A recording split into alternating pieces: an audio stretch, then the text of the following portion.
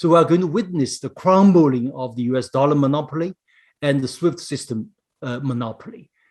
That could be faster than many people have imagined before.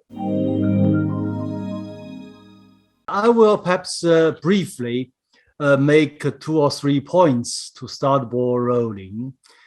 First, concerning the Russia-Ukraine conflict, it's interesting to observe this overall reaction to this conflict.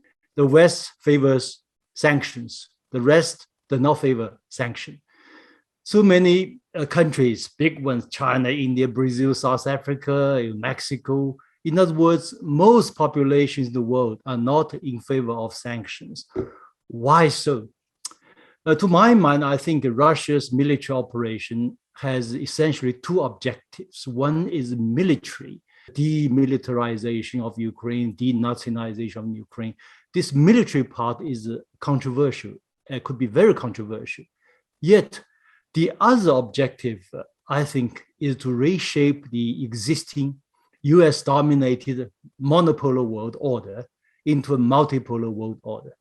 And this objective actually finds echoes across the world, especially among the non-Western countries. Most people think this is correct. We should do that. Indeed, people are fed up with the monopolar world order dominated by the United States and Western interests. I think a process of reform of this old order has already started, as shown in the case of G20 replacing G7, and also China's BRI, Belt and Road Initiative. But I think Russia now plays the role of a revolutionary. That's important. Yeah. The good example of this revolutionary is Putin's decision to link ruble with Russia's natural gas. And the Chinese word for currency is made up of 2 characters. One is goods, the other is money. And Putin has turned the currency war from a Chinese point of view, imposed by the West, into war between goods and money. And Russia has goods and the West has money, but their money may not be able to buy Russia's goods. That's important.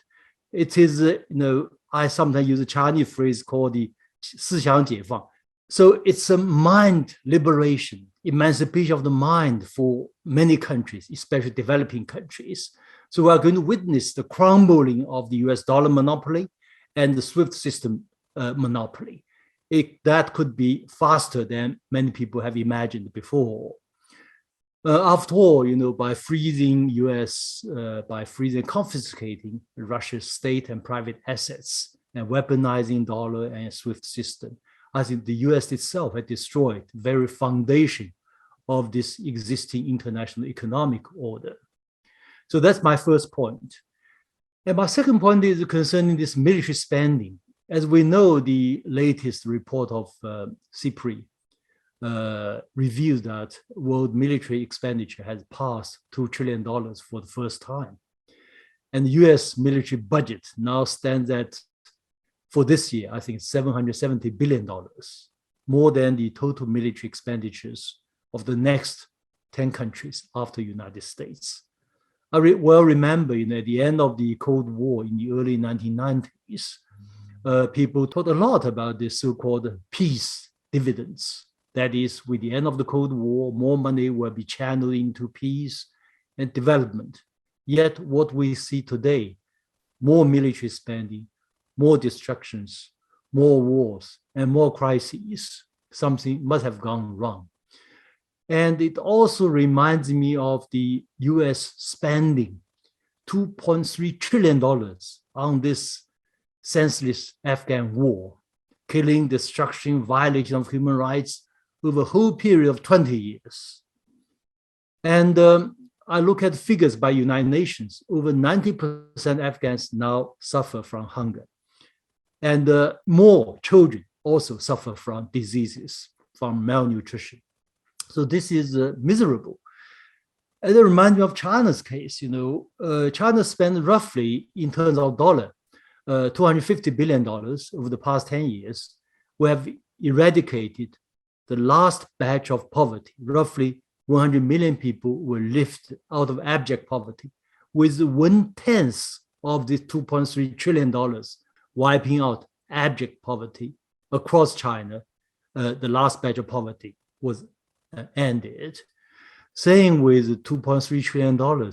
I think the United States could have eliminated student loan debt across the United States, relieving the burden for 45 million Americans, and perhaps also help all the Americans get out of the medical debt.